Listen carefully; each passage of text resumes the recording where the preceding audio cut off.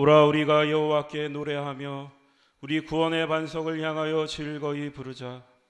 감사함으로 그 앞에 나아가며 서로 그를 향하여 즐거이 부르자. 여호와는 크신 하나님이시요 모든 신의 크신 왕이시로다. 오라 우리가 굽혀 경배하며 우리를 지으신 여호와 앞에 무릎을 꿇자. 아멘.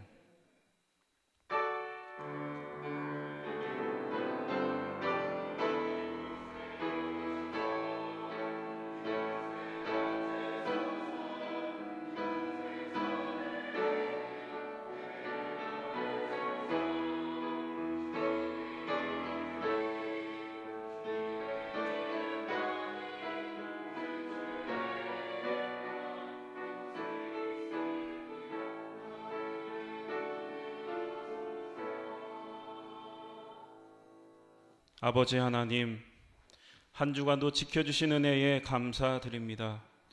이 시간 크신 은혜에 감사하여 주님 앞에 나왔사오니 이 자리에 친히 임재하여 주시고 저희들이 올려드리는 찬양과 영광을 받아 주옵소서. 예수 그리스도의 이름으로 기도드립니다. 아멘.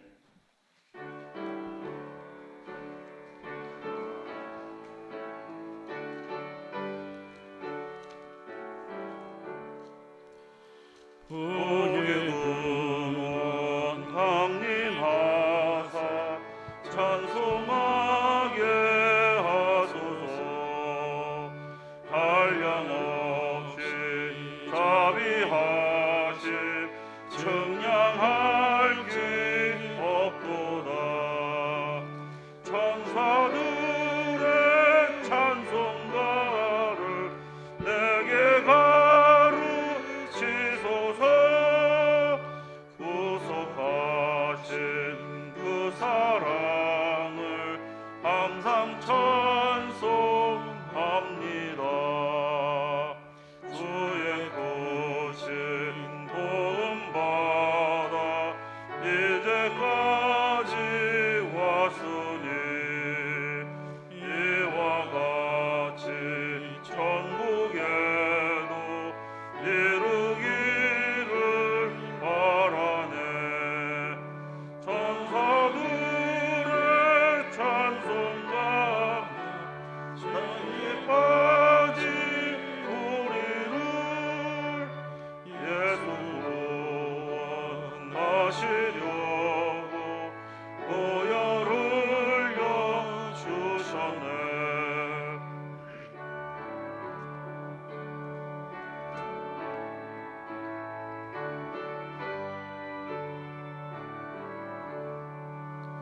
주의 귀한 은혜 받고 일생 빚진 자 되네.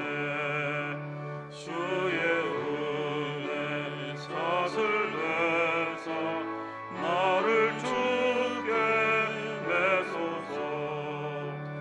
우리 나는 연약하여 영재하기 쉬우니 하나님이 받으시고 천국인을 지소서.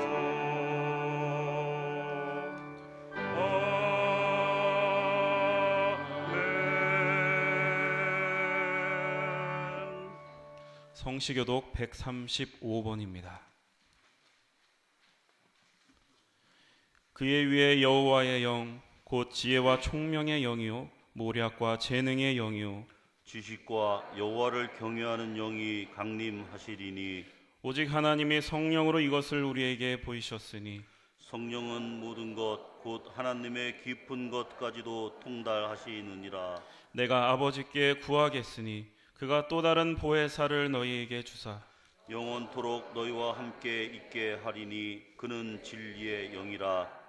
보혜사 곧 아버지께서 내 이름으로 보내실 성령 그가 너에게 모든 것을 가르치고 내가 너희에게 말한 모든 것을 생각나게 하리라. 오직 성령이 너희에게 임하시면 너희가 권능을 받고 예루살렘과 온 유대와 사마리아와 땅끝까지 이르러 내 증인이 되시라 하시니라. 아멘. 아멘.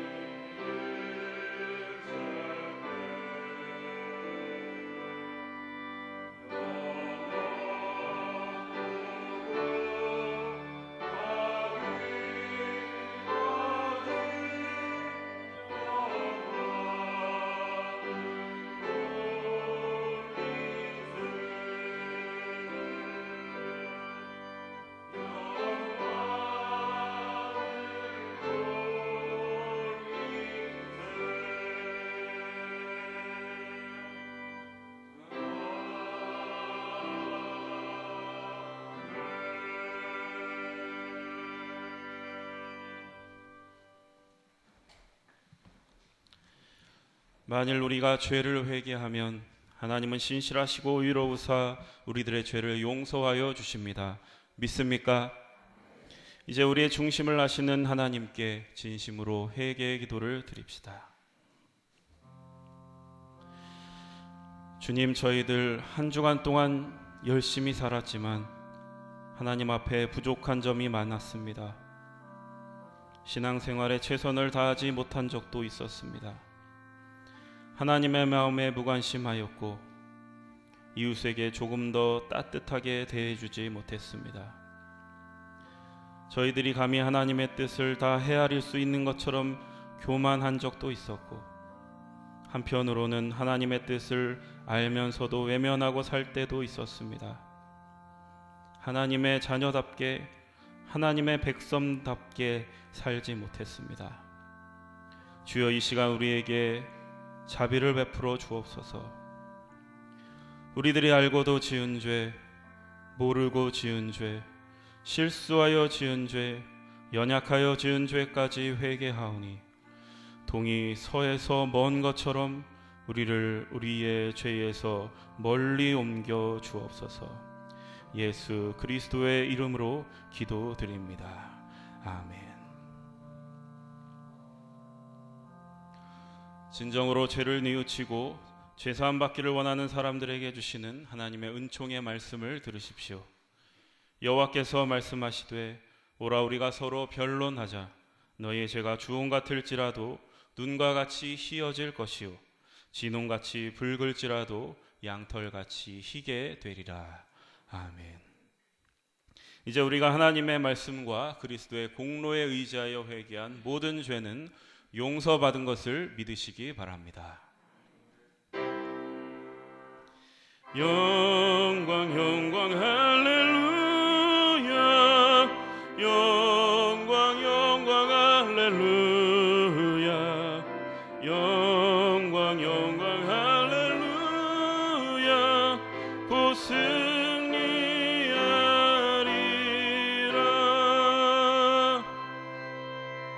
성도 여러분, 다 함께 사도신경의 말씀으로 신앙 고백하십시다.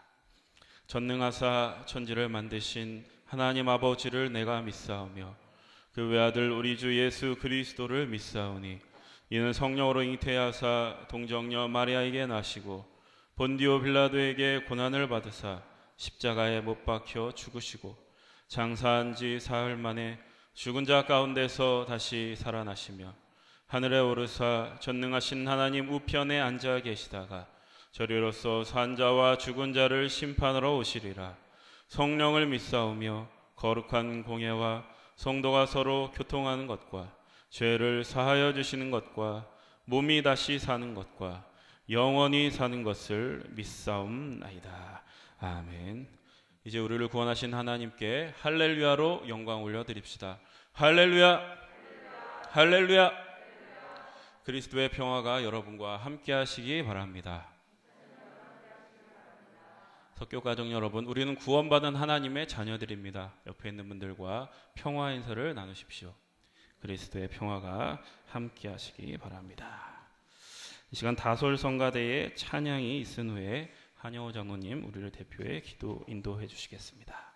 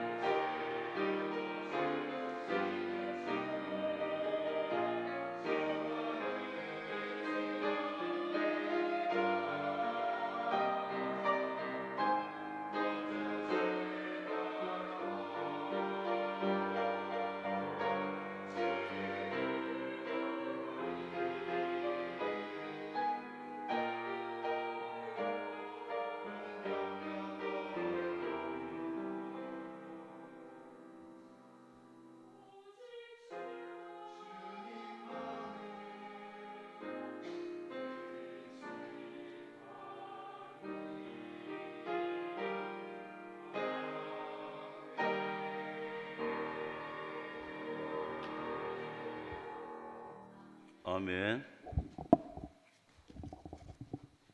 다 같이 감사의 기도를 드리겠습니다.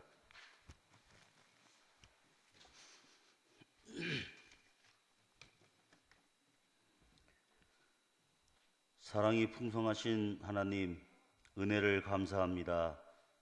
2022년도 벌써 절반을 맞이하는 6월의 첫 주, 지금까지도 이 땅에서 주님의 은혜로 살아왔음을 고백하며 감사를 드립니다.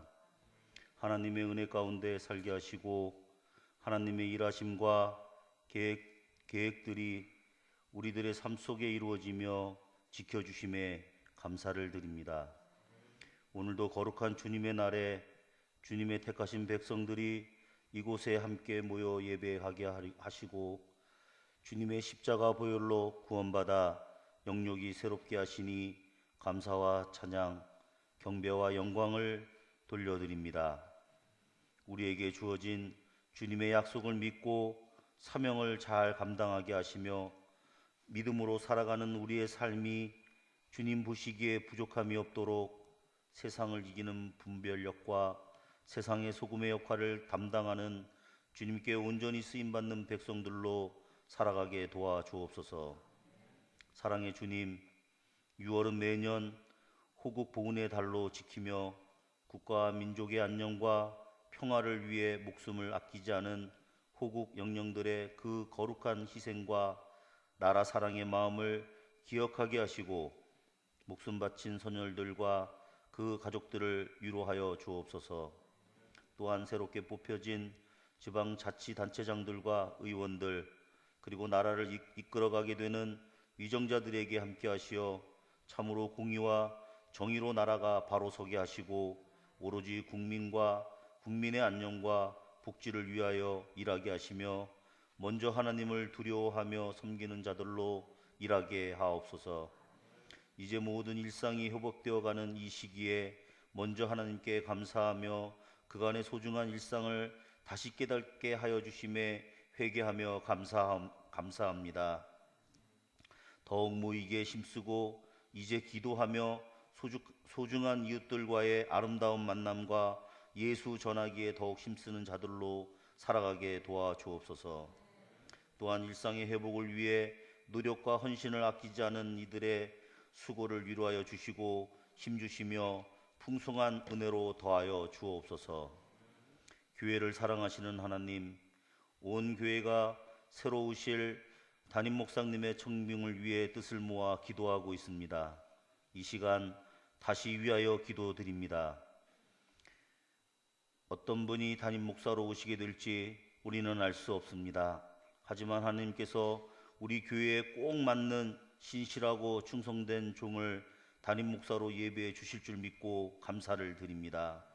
청빙 과정을 진행하는 단계마다 주님께서 일일이 간섭하여 주시고 청빙위원들에게 성령 충만함과 더불어 지혜의 영과 분별의 영을 주시어 주어진 사명을 잘 감당하게 하시고 무엇보다도 청빙을 위하여 온 교회가 화목하게 하시고 더욱더 서로를 격려하며 칭찬하고 단결하게 하시며 특정 목사의 뜻에 따라 교회가 흔들리지 않게 주님께서 함께하여 주시고 하나님의 뜻이 교회의 뜻과 하나 되어 이번 청빙이 주님께서 허락하시는 교회의 기쁨과 축제가 되게 하여 주옵소서. 또한 청빙 이후에도 모든 행사를 주님께 의탁하오니 교회가 평온한 가운데 영적 부흥을 이루게 하여 주옵소서. 그리하여 세상에서 빛과 소금의 역할을 잘 감당하고 주님 나라의 확장을 위하여 크게 쓰임받는 구원의 방주로서의 역할을 다하는 교회가 되게 하여 주옵소서. 저희를 도우시는 하나님, 우리의 명예, 권세, 세상의 물질을 위하여 주님의 이름을 함부로 사용하게 하지 마옵시고 말씀으로 드리는 기도 속에 주님의 일하심과 인도하심을 따라 행하게 하여 주옵소서. 처음 예수 그리스도를 믿고 영접했던 우리들의 주님을 향한 그 첫사랑과 열정 그리고 순수함을 항상 기억하며 살아가게 하옵소서. 오늘도 말씀 전하시는 목사님께 성령 충만함을 허락하시고 그 말씀 속에서 예수 그리스도의 우리를 향한 사랑을 발견하게 하시며 그 말씀 힘입어 살아가게 하옵소서. 교회의 각 기관과 섬기는 손길을 기억하여 주옵시고 예배하는 모든 백성마다 주께서 예비하신 하늘의 복을 더하여 주옵시며 이 땅의 삶에 평안을 허락하여 주옵소서. 하나님, 우리의 예배를 받아 주옵소서. 모든 것 감사드리며 예수 그리스도의 이름으로 기도드리옵나이다. 아멘.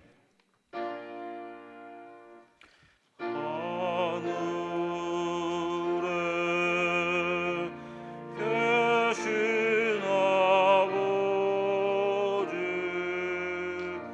이름 거룩하사 주님 나라 임하시고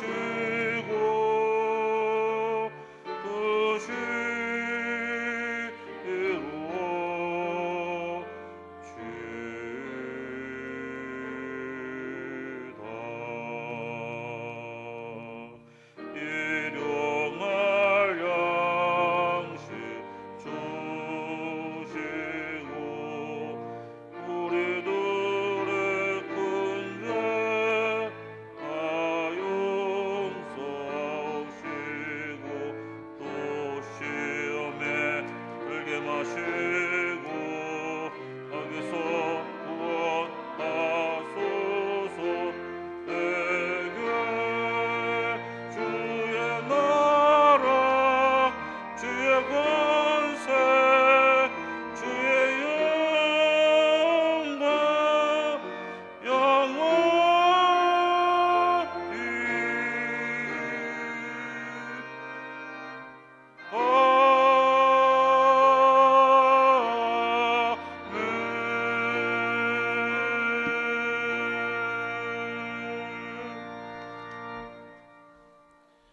이제 마음과 뜻과 정성을 다하여 준비한 예물을 드립시다. 너를 위하여 보물을 땅에 쌓아두지 말라. 거기는 좀과 동록이 해하며 도둑이 구멍을 뚫고 도둑질하느니라. 오직 너희를 위하여 보물을 하늘에 쌓아두라. 거기는 좀이나 동록이 해하지 못하며 도둑이 구멍을 뚫지도 못하고 도둑질도 못하느니라. 아멘.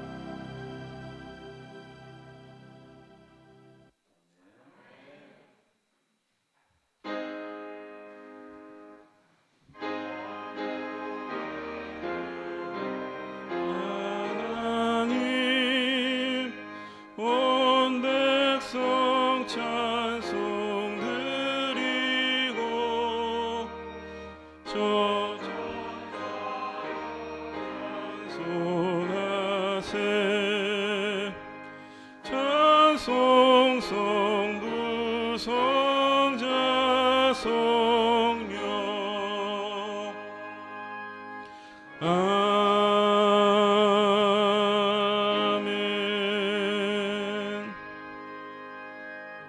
하나님 아버지, 이 시간 주님의 크신 은혜에 감사하여 저희의 마음과 뜻과 정성을 다해 예물을 드립니다. 주님께서 베풀어 주신 은혜 너무 커서 갚을 수 없사오나 조금이라도 우리의 마음을 드리오니 주님 받아주시고 이 예물이 주님의 영광을 위하여 하나님의 나라를 위하여 귀하게 쓰임받게 하옵소서. 10의 1조를 드립니다. 우리의 모든 소유가 주님의 소유임을 잊지 않게 하옵소서. 범사에 감사하여 드린 예물을 통하여 저희들의 일상에 감사와 기쁨이 더욱 충만케 하시고 선교 헌금을 통하여 하나님의 나라가 이 땅에 이루어지며 부활의 증인으로 살아가는 권능이 땅끝까지 이르게 하옵소서. 하나님 하실 일들을 기대하며 예수 그리스도의 이름으로 기원하옵나이다. 아멘. 소식과 소개 말씀 드리겠습니다. 오늘은 성령 강림 주일 및 평신도 주일입니다. 성령 충만하셔서 세상과 죄를 이기시는 우리 성도분들 다 되시기를 축복합니다. 임원회가 오늘 11시 예배 후에 있을 예정입니다. 회원분들은 참석해 주시기 바랍니다. 오늘부터 젊은이 예배는 찬양 예배로 드리겠습니다. 환경 선교 주일 12일 주일입니다. 그리고 서울연의 여름성경학교 강습회가 18일 토요일 10시 말년 교회에서 있습니다. 연합속회는 29일 수요일 오전 11시에 예정되어 있습니다. 준비해 주시고 기도해 주시기 바랍니다. 돌다리 봉사회 복음마차 반찬 배달 봉사가 9일 목요일 오전 11시부터 있습니다. 그리고 충북 영동 작동교회의 여선교회 선교 방문이 10일 금요일 오전 9시 30분에 있습니다. 위에서 기도해 주시기 바랍니다. 중보기도가 필요한 교우들 있습니다. 이름을 기억하셔서 함께 마음을 모아서 기도해 주시기 바랍니다. 황광민 원로 목사님께서 본문 중심 설교 연구원을 오픈하셨습니다. 공덕동의 현대하이엘 오피스텔 619호실에 여셨다고 합니다. 여러분들 기도해 주시고 또 축하해 주시기 바랍니다. 그리고 이주영 집사님이 오늘부터 9시 오르간 연주로 섬겨 주십니다. 여러분들 많이 관심 가져주시고 기도와 격려로 함께 해주시기 바랍니다. 찬송가 190장 함께 부르겠습니다.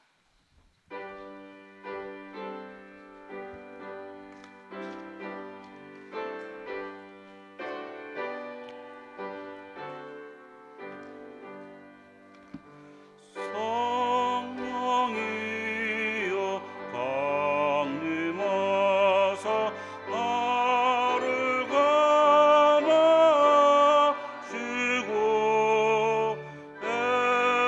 애통하며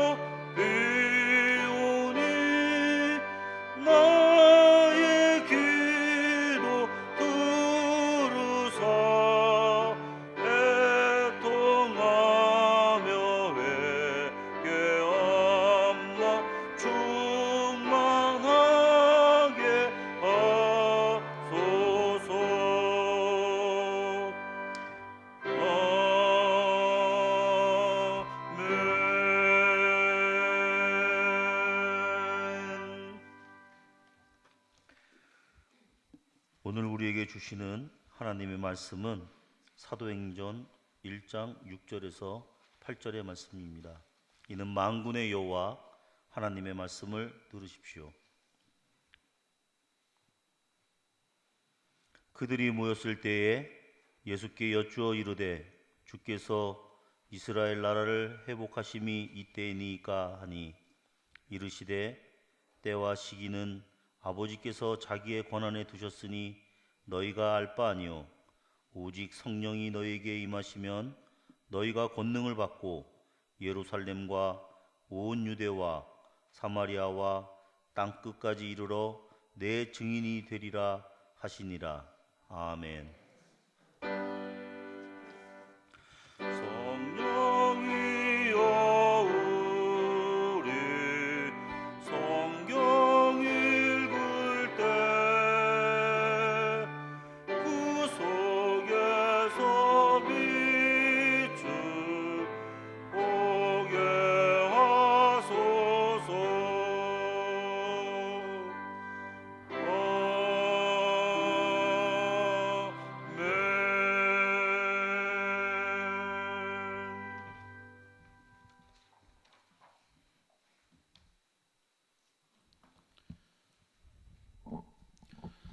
오늘은 성령 강림절을 맞이해서 성령 강림이 우리에게 어떤 의미가 있는지를 함께 생각해 보고자 합니다.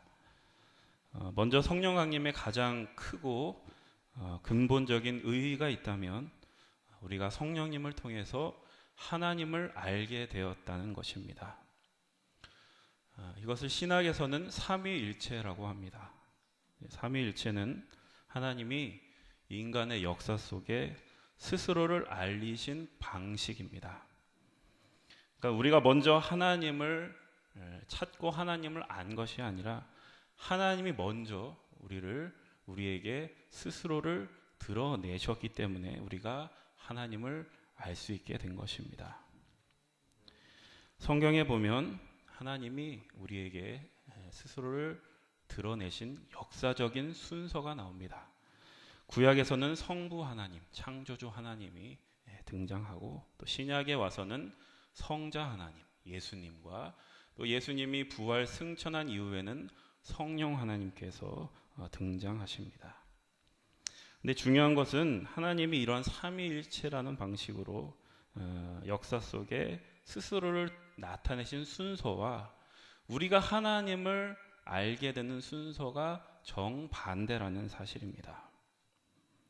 그러니까 우리가 하나님을 알게 되는 것을 생각해 보시면 우리가 하나님을 만난 것이 마치 성경 공부를 하듯이 구약 성경부터 성부 하나님을 배우고 그다음에 신약 성경에 넘어가서 성자 하나님을 배우고 성령 하나님을 배우고 이런 식으로 되지 않았다라는 겁니다. 그것과는 완전히 반대로 우리가 하나님을 알게 되는 순서는 성령 하나님이 먼저입니다. 성령께서 역사하지 않으시면 우리는 하나님을 알 수가 없습니다. 그래서 고린도전서 12장 3절에 보시면 이런 말씀이 나옵니다. 성령으로 아니하고서는 누구든지 예수를 주시라 시인할 수 없느니라. 그러니까 우리 안에 성령께서 오시지 않으면 누구도 예수님을 나의 주님이라고 고백할 수 없다라는 말씀입니다. 그것도 우리가 예수님을 모르면 우리는 하나님이 누구신지도 알 수가 없습니다. 요한복음에 보면 유명한 말씀, 네가 나를 알지 못하느냐 나를 본 자는 아버지도 보았거늘 내가 곧 길이요 진리요 생명이니 나로 말미암지 않고는 아버지께로 갈 자가 없느니라. 너희가 나를 알았더라면 내 아버지도 알았느니라. 그러니까 결국 성령님이 임하지 않으시면 우리가 예수님을 믿을 수 없고 예수님을 믿지 않으면 우리는 하나님이 누구신지 알 수가 없다라는 얘기입니다. 예수님만이 하나님을 만날 수 있는 유일한 길이다라고 성경은 말씀합니다. 그러니까 그만큼 성령 강림이라는 것이 이 기독교 신앙에서 얼마나 중요한 위치를 차지하고 있는 것인가, 그것을 제가 말씀드리는 것입니다. 여러분의 신앙의 토대가 이러한 성령 강림의 기초에 있다는 것이 얼마나 중요한지를 여러분들 아셔야 됩니다. 신앙의 토대가 성령 강림에 기초에 있다라는 것은 여러분이 먼저 하나님을 찾은 일이 없다라는 것입니다. 여러분이 먼저 하나님을 찾은 게 아니라 성령께서 여러분들을 먼저 찾아오셨습니다. 여러분이 하나님이 필요해서 하나님께 관심이 많아서 찾아간 게 아니라 하나님께서 여러분들을 먼저 찾아내셨습니다. 여러분이 성경을 많이 읽고 기도를 많이 하고 그래서 또 여러분들이 남들보다 똑똑하고 지혜로워서 하나님을 믿게 된 것이 아니라 여러분들 생각해 보시면 우리로는 알 수 없는 이유로 우리는 하나님께 인도되었고 하나님을 믿게 되었다는 고백을 할 수밖에 없을 것입니다. 우리에게 어떤 믿을 만한 조건이 있어서가 아니라 그야말로 어느 날 갑자기 우리 입장에서는 뜬금없이 우리는 하나님을 믿게 된 것입니다. 그런데 우리는 늘 하나님을 믿게 된 어떤 그럴듯한 원인이나 이유를 만들고 싶어하는 속성이 있습니다. 그것은 뭐냐면 우리 안에 율법의 법칙이 작동하고 있기 때문입니다. 이 율법의 법칙이라는 것은 뭐냐면 이 세상의 모든 일에는 원인과 이유가 있다라고 보는 것입니다. 어떤 사람이 잘 됩니다. 그러면 우리는 잘 될 만한 이유를 찾습니다. 그리고 어떤 사람이 망합니다. 그러면 망할 만한 이유를 찾습니다. 그래서 이거를 세상에서는 합리적이다라고 얘기합니다. 얼마 전에 지방선거가 끝났습니다마는 선거가 끝나면 언론에서는 늘 선거 결과에 대한 분석을 합니다. 합리적인 분석을 합니다. 승리의 원인은 무엇인가? 또 패배의 이유는 무엇인가? 물론 들어보면 다 일리가 있는 말들이지만 사실 따지고 보면 결과론적인 이야기들입니다. 어떠한 원인도 왜 그러한 사태가 벌어진 거에 대한 충분한 설명은 되지 못한다라는 사실입니다. 여러분 왜 그럴까요? 그것은 이 세상이 우리가 생각하는 것처럼 율법의 법칙만으로는 돌아가지 않기 때문입니다. 그래서 성경은 이 율법의 법칙보다 더 상위의 법칙이 있음을 우리에게 이야기합니다. 그것이 바로 은혜의 법칙입니다. 은혜의 법칙이라는 것은 우리로서는 원인과 이유를 알 수가 없는 것입니다. 나에게 믿을 만한 어떠한 조건도 없는데 어느 날 갑자기 믿게 된 것은 이 율법의 법칙 위에 은혜의 법칙이 작동하고 있기 때문입니다.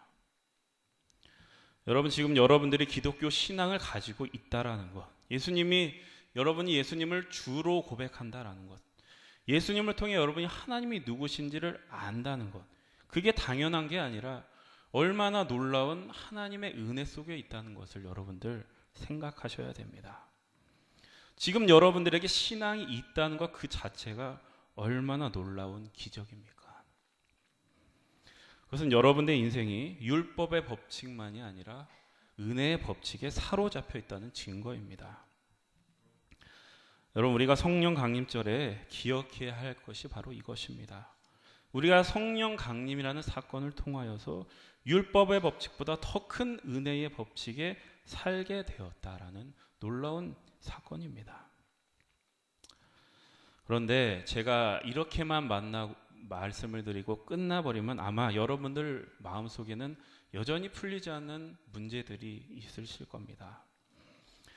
그것은 우리가 율법의 법칙에 사로잡혀 있다면서 왜 내 인생은 또 내 현실은 여전히 이 모양 이 꼴인가? 하나님의 나라가 시작되었다면서 하나님께서 은혜로 다스리신다면서 내가 하나님의 자녀가 되었다면서 왜 나는 여전히 이 세상의 위협과 유혹과 도전 속에서 시달리면서 살아야 되는가? 나는 언제쯤이면 이 세상에서 걱정 없이 편안하게 지낼 수 있는 것인가? 언제쯤이면 저 세상 앞에서 내 신앙을 당당하게 증명하며 살 수 있는가 하는 것입니다. 그래서 오늘 우리가 읽은 본문이 제기하는 문제도 바로 이와 같습니다. 여러분 6절 말씀 함께 봉독합니다.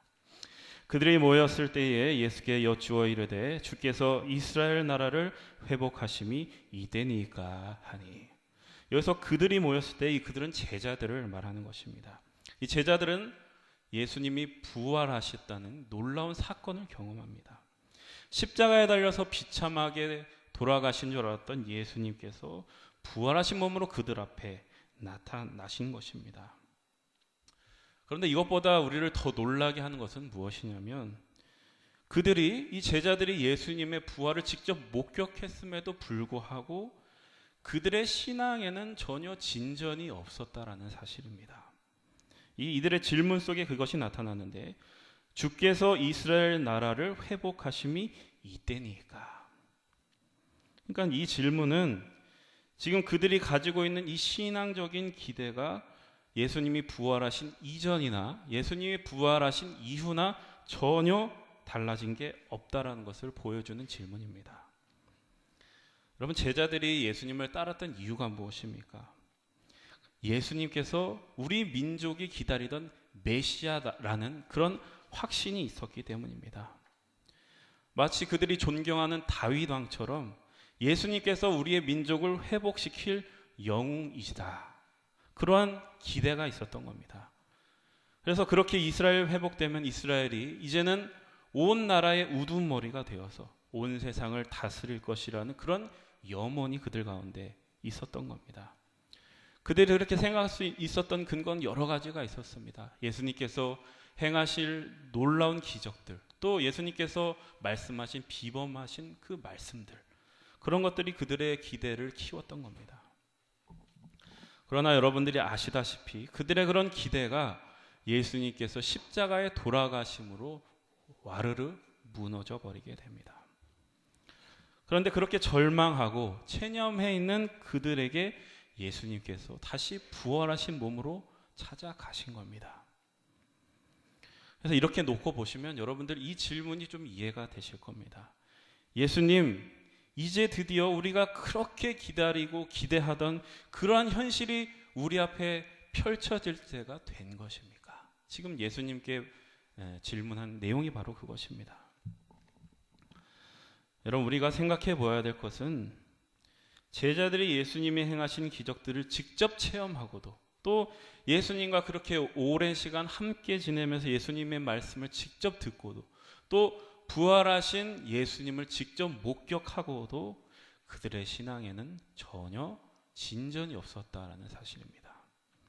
신앙에는 전혀 변화가 없고 하나님이 그들에게서 원하시는 것이 무엇인지, 그 십자가와 부활을 통해서 하시려는 그 목적이 무엇인지에 대한 그런 이해가 전혀 없었던 겁니다. 여러분, 우리들도 마찬가지입니다. 우리들도 신앙생활을 하다 보면 이런 생각들을 굉장히 많이 합니다. 나도 저 성경에 나오는 제자들처럼 예수님이 행하신 저 기적들을 내가 직접 보았다면 어땠을까? 저 제자들처럼 예수님과 함께 지내면서 예수님이 하신 말씀을 내가 직접 전해 들었으면, 또 제자들이 그런 것처럼 부활하신 예수님의 몸을 내가 직접 목격했다면 그러면 내 현실이 어땠을까? 내 신앙이 어땠을까? 더 좋아지지 않았을까? 그런데 우리가 명심해야 될 것은 그런 그 제자들의 경험이 그들의 신앙을 한 걸음도 진전시키지는 못했다라는 사실입니다. 물론 그들의 경험이 쓸데없다, 무의미하다 그런 얘기를 하는 것이 아닙니다. 그런데 제자들만이 가졌던 그 독특한 경험들이 그들의 신앙을 만들어낸 중요한 기초가 되진 않았다는 사실입니다. 이것이 보여주는 것은 뭐냐면 신앙이 율법의 법칙만이 아니라 은혜의 법칙 속에서 만들어진 것이다라는 것을 우리에게 보여주는 겁니다. 그래서 예수님께서도 오늘 본문을 통해서 이렇게 우리에게 말씀하십니다. 우리 7절과 8절 말씀 봉독합니다. 이르시되 때와 시기는 아버지께서 자기의 권한에 두셨으니 너희가 알 바 아니요 오직 성령이 너희에게 임하시면 너희가 권능을 받고 예루살렘과 온 유대와 사마리아와 땅끝까지 이르러 내 증인이 되리라 하시니라. 여러분, 이 말씀을 다만 우리가 전도를 하거나 세계 선교를 해야 된다 그런 명령으로만 들어서는 안 됩니다. 전도나 선교가 중요하지 않다는 게 아니라 이 말씀이 그것보다 더 큰 이야기를 하고 있다는 사실입니다. 더 큰 목적으로 우리를 부르고 있다는 사실입니다. 이 말씀을 우리가 잘못 이해하는 예가 뭐냐면 이 말씀을 어떤 복음의 지리적인 확장으로만 이해하는 것입니다. 마치 우리들이 복음을 온 세계에 다 전해서 한 사람도 한 군데도 빠짐없이 다 전하면 우리가 기대하는 그러한 때가 올 것처럼 생각하는 사람들이 너무나도 많이 있습니다. 그러나 우리가 말씀을 잘 보면 7절 말씀해 보십시오. 뭐라고 되어 있습니까? 때와 시기는 아버지께서 자기의 권한에 두셨으니 너희가 알 바 아니다. 그러니까 우리의 관심은 늘 어디에 있느냐? 때와 시기에 있다라는 겁니다. 왜냐하면 그 때와 시기를 우리는 우리가 결정을 하고 싶습니다. 그러나 그 권한은 아버지께 있다. 하나님께 있다라고 말씀하고 있습니다. 그래서 이걸 분명히 한 뒤에 뭐라고 얘기하냐면 오직 성령이 너희에게 임하시면 너희가 권능을 받고, 그러니까 너희의 신앙은 너희가 결정하는 것이나 만들어낼 수 있는 게 아니라 성령으로부터 출발한다. 은혜로부터 기초한다. 신앙이란 율법의 법칙보다 더 큰 은혜의 법칙 속에서 작동하는 것이다라는 걸 우리에게 분명히 보여주고 있는 것입니다. 그렇다면 너희가 권능을 받고, 이 권능은 무엇일까요? 그것은 우리가 생각하듯이 복음을 온 세계에 전파시키는 전도나 어떤 선교의 역동적인 능력 같은 것을 말하는 것이 아닙니다. 이 권능은 말하자면 땅 끝까지 이르러 증이 되는 능력을 얘기하는 것입니다. 여러분, 여기서 땅 끝이 무엇일까요? 이 땅 끝이 뭐냐에 대해서 학자들이 굉장히 많은 토론을 했습니다. 그래서 어디다, 어느 지역이다, 어느 지역이다. 그런데 여기서 땅 끝은 어떤 특정한 지역을 말하는 것이 아니라 풀어보면 이런 겁니다. 내가 어떤 상황에 있든지, 또 내가 어떠한 형편에 있든지 땅 끝까지 이르러 내 증인이 되리라. 그러니까 이 말씀을 가장 상징적으로 잘 보여주는 것이 바로 사도 바울입니다. 빌립보서 4장에 보면 이런 유명한 고백이 나옵니다. 내가 궁핍함으로 말하는 것이 아니니라 어떠한 형편에 있든지 나는 자족하기를 배웠노니 나는 비천에 처할 줄도 알고 풍부에 처할 줄도 알아. 모든 일 곧 배부름과 배고픔과 풍부와 궁핍에도 처할 줄 아는 일체의 비결을 배웠노라. 내게 능력 주시는 자 안에서 내가 모든 것을 할 수 있느니라. 어떠한 형편에 있든지 자족할 수 있는 그러한 능력, 이게 바로 성령께서 우리에게 주시는 권능인 것입니다. 여러분, 이것보다 더 놀라운 권능이 있을까요? 그 권능이 성령 강림을 통해서 여러분들에게 주어졌다라는 겁니다. 그리고 또 하나 우리가 생각해 보아야 될 말씀이 증인이 되리라 라고 하는 말씀입니다. 여러분, 증인이 누굽니까? 재판에서 증언하는 사람이 증인입니다. 증언을 할 수 있는 사람은 뭐냐면 그 사건을 목격한 사람입니다. 어떤 걸 목격했습니까? 예수님의 부활을 목격했습니다. 따라서 증인이 된다는 것은 우리가 부활을 목격한 사람으로, 부활을 믿는 사람으로 산다라는 겁니다. 죽음이 끝인 이 세상 속에서 죽음이 끝이 아닌 죽음에서 부활을 만들 수 있는 그 은혜의 법칙이 있다라는 것을 우리가 증거하는 사람으로 부름을 받았다라는 그러한 말씀입니다. 그러니까 이 말씀을 우리가 다만 시간 내서 전도하고 뭐 가끔 해외 선교 가고 이런 것으로 우리가 만족해서는 안 된다라는 말씀입니다. 그렇다고 모든 사람들이 뭐 하던 일 때려치우고 다 선교사가 될 수도 없는 노릇입니다. 이 말씀은 우리의 인생 전체에 대한 얘기입니다. 우리의 인생 전체가 어떠한 형편에 있든지 어떠한 자리에 있든지 부활의 증인으로 살 수 있는 신앙의 자리까지 가야 한다라는 목적에 대해서 말씀하고 있습니다. 땅 끝까지 이르러 증인으로 산다라는 것은 결코 쉬운 일이 아닙니다. 어려운 일이고 우리가 별로 하고 싶지 않은 일입니다. 그런데 성령께서, 여러분들 안에 계신 성령께서 그 권능으로 여러분들을 그 자리까지 인도하신다는 얘기입니다. 그러니 여러분 빨리 항복하십시오. 빨리 고집을 꺾으시고 성령님의 음성에 순종하시는 여러분들 되시기 바랍니다. 하나님은 늘 우리가 기대하는 것 자체가 잘못되었다고 말씀하시지 않습니다. 하나님은 늘 우리가 기대한 것보다 더 큰 것을 주시겠다고 말씀하시는 분입니다. 네가 지금 기대하는 것 그것으로 만족하지 마라. 네가 상상할 수 없는 것을 나는 예비해 놓았다. 그게 바로 예수님의 부활을 통해서 우리에게 보여주시려는 겁니다. 그 부활의 약속과 운명이 여러분들에게 주어져 있다는 사실을 기억하십시오. 여러분, 하나님이 예비하신 그 부활의 영광을 소망하시고 땅끝까지 이르러 어느 자리에 있든지, 여러분들이 어느 형편에 있든지 그 부활하신 예수 그리스도의 증인으로서 기꺼이 순종하며 살아가시는 성령 강림절 다 되시기를 주님의 이름으로 축복합니다. 기도하겠습니다. 자리에서 일어나십시오. 파송하겠습니다. 이제 예수 그리스도의 군사와 종으로서 사명을 성취하기 위하여 세계 속으로 담대하게 나아가시기 바랍니다. 성령의 도우심을 따라 최선을 다하겠습니다.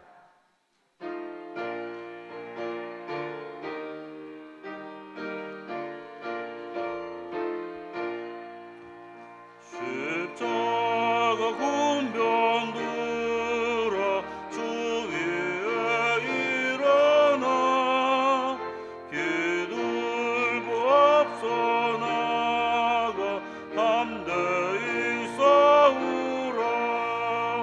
주께서 순전하고 영광을 얻도록 그 군대 가는 이사 이기게 하시네.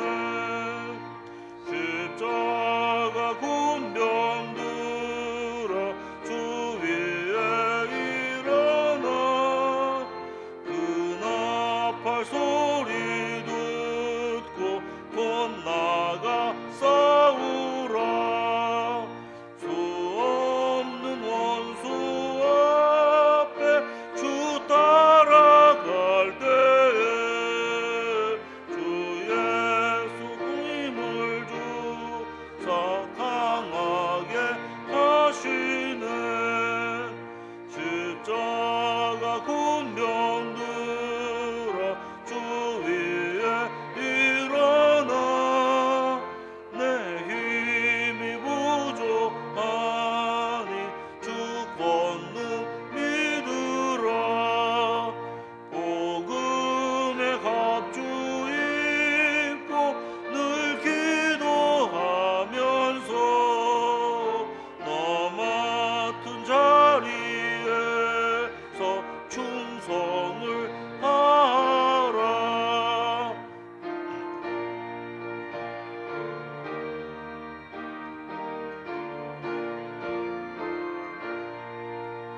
십자가 군병 들어 주 위에 일어나 이 날에 접전하고 주가 부르라. 순전한 군사들은 영생을 얻으며 영광의 주와 함께 왕노릇하리라.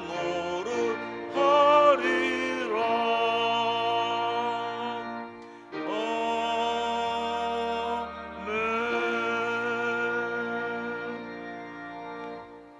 이제는 우리 구주 예수 그리스도의 구원의 은혜와 하나님 아버지의 무한하신 사랑하심과 성령님의 내주 교통 충만하심이 땅끝까지 이르러 내 증인이 되리라 라는 부르심에 결단하는 여기 모인 모든 성도들 위해 이제로부터 영원토록 함께 하시기를 간절히 축원하옵나이다. 아멘.